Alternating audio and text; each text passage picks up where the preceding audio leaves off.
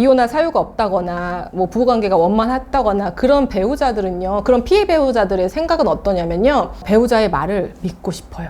사실은.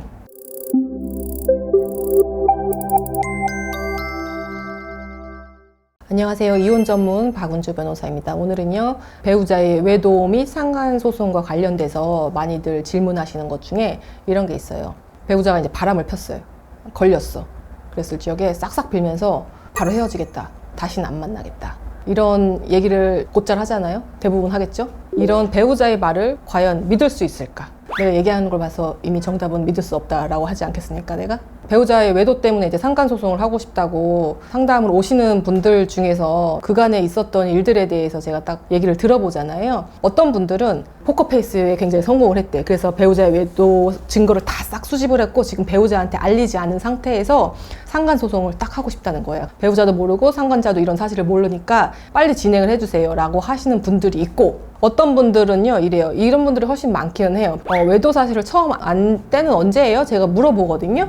작년 초에 알았대. 처음에. 상간소송을 결심한 실제 시점으로부터 한참 전에 외도 사실을 알았어요. 남편이 아내가 싹싹 빌면서 헤어지겠다고 해가지고 그때 그냥 넘겼다는 거예요. 근데 이번에 여전히 만나고 있다는 걸 알았기 때문에 자기가 더 이상 내비둘 수 없다. 그래서 소송을 해주세요 라고 하시는 분들이 있고요. 그 다음에 2차에 걸린 게 아니고 지금 3차, 4차, 5차째 걸린 거야. 그때마다 또 넘어갔다가 이제는 도저히 견딜 수 없다. 이 몇 차례인 거예요. 이제는 견딜 수 없다 라고 해서 소송을 해주십시오 라고 오시는 분들이 있어요. N차에 걸렸을 때 오시는 분들이 굉장히 많죠. 처음에 외도 사실에 걸렸을 때 배우자가 저자세로 나오면서 내가 여보 미쳤었나 보다. 내가 바로 연락 끊는다. 봐. 핸드폰 지웠지. 야, 그러면서 내가 막 전화해가지고 뭐 야 우리 헤어져 하고서 막 끊기도 하고 막 이런 여러 가지의 퍼포먼스를 보여줬단 말이야. 사실은 어때요? 그거 외에 이혼할 사유가 없다거나 뭐 부부관계가 원만했다거나 그런 배우자들은요, 그런 피해 배우자들의 생각은 어떠냐면요, 배우자의 말을 믿고 싶어요.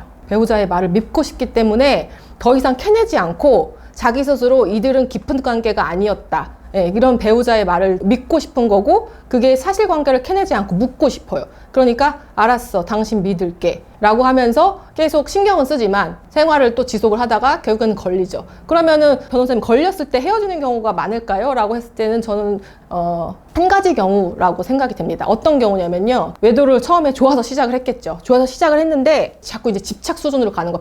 상대방이 자기를 너무 괴롭게 하고 헤어지자고 할 때마다 협박을 해. 너 네 배우자한테 알릴 거야 라고 하니까 어쩔 수 없이 관계가 끌려가면서 지속되는 경우가, 그런 사건들이 있거든요. 그런 사건에서 걸렸을 때는 오히려 이 바람폈던 배우자가 당신한테 발각돼서 이제라도 다행이다. 나 스스로 끊을 수 없는 관계였는데 이걸로 완벽하게 관계를 끝낼 수 있겠다라고, 실제로 그런 관계는 끝나죠, 사실은. 예. 대부분의 경우에는 그런 상황은 아니고 서로 이제 좋아서 지내는 경우가 훨씬 많죠. 그러다가 걸리잖아요. 여보 미안해, 잘못했어, 헤어질게. 이게 믿으면 안 되는 이유는 너무나 명백해요. 왜 그럴 것 같아요? 외도의 성질이 그렇기 때문이에요. 무슨 얘기냐? 여러분 보세요. 외도라는 것 자체가 가정이 있는 유부남 유부녀인 거를 알고 만났다는 게 외도 불륜이잖아요. 그쵸? 예. 이 사람들은요 이미 그런 거를 그냥 전제로 깔고 시작한 사람이죠. 너 유부녀 유부녀? 나 유부녀 유부남 이렇게 하는 거야. 너 가정 있어? 나 알고 시작했지. 그치? 그 관계를 즐기는 거잖아요. 피해 배우자가 그 사실을 알았어. 그 사람들한테 무슨 상관이에요? 그 사람들 사이에서는 아무런 변동사항이 없는 거예요. 그냥 재수 없게 걸린 거예요. 둘 중에 일방의 당사자한테, 배우자한테 걸리면은 헤어지자, 그때는 헤어지는 거야 라고 시작하는 사람 없잖아요. 잘못된 관계를 알고 그들이 고의를 시작한 관계이기 때문에 그 이후에 피해자들이 그 사실을 알았다고 해서 그들이 헤어질 이유는, 명분은 하나도 없어요. 그게 외도의 본질이기 때문에 그렇습니다. 그러니까 미안해, 이제 다시 안 만날게, 헤어졌어 라고 하는 말은 믿으시면 안 되는 거죠. 그거는 거짓말이에요. 예. 그 사람들은 좀 더 철저하게, 좀 더 교묘하게 이제 증거를 걸리지 않기 위해서 더 수법을 쓰고 더 머리를 써서 교묘하게 만나기 시작해요.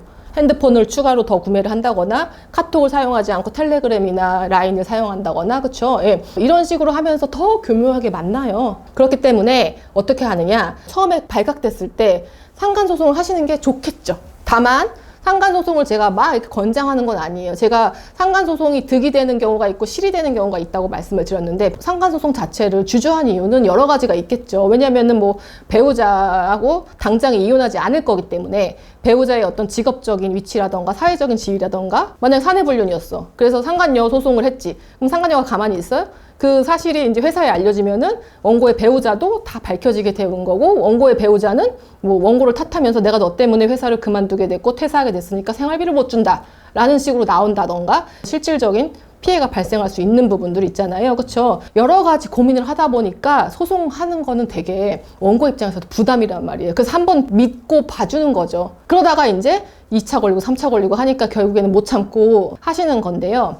그래서 내가 그랬어. 그러면은 뭐 그 상간자한테 연락을 해보셨냐? 처음에 걸렸을 때 그때 남편이 아내가 그만둔다고 해서 그냥 믿고 그 사람한테까지 연락을 안 했다는 거야. 그런 분들 되게 많거든요. 이것 때문에 고민하시는 분들이 있다고 하면 제가 조언 드릴 수 있는 거는, 그래 당장에 1차에 소송 안 할 수도 있어요. 그렇죠? 이들이 관계를 끝내겠다는 어떤 그 믿음, 그런 게 아니고 지금 제가 말씀드렸듯이 상간소송 했을 때 실이 더 많은 사건들이 있을 수 있잖아요. 그렇죠? 그렇게 고민을 하시는 분들은 적어도 저는 상간자한테 연락이나 만남을 요청을 해서 사죄를 받고, 그다음 부정행위 인정을 받고, 그 다음에 뭐라도 문서라도 남겨서 각서라도 쓰고 합의서라도 쓰고, 그게 돈이 오가든 오가지 않던 간에 우리 부부간에만 그렇게 쏙닥쏙닥 하고 끝나는 게 아니고 명확하게 상간자도 만나서 너가 잘못을 하고 있고 그걸 인지를 시켜주고 그거에 대해서 증거를 남겨야 추후에 소송이나 뭐 다른 부분에 있어서 훨씬 더 유리하고 좋게 갈 수 있기 때문에 그냥 넘어가시면 안 되는 거예요. 심지어 그냥 넘어가시는 분들이요, 이런 말 되게 많이 하시거든요.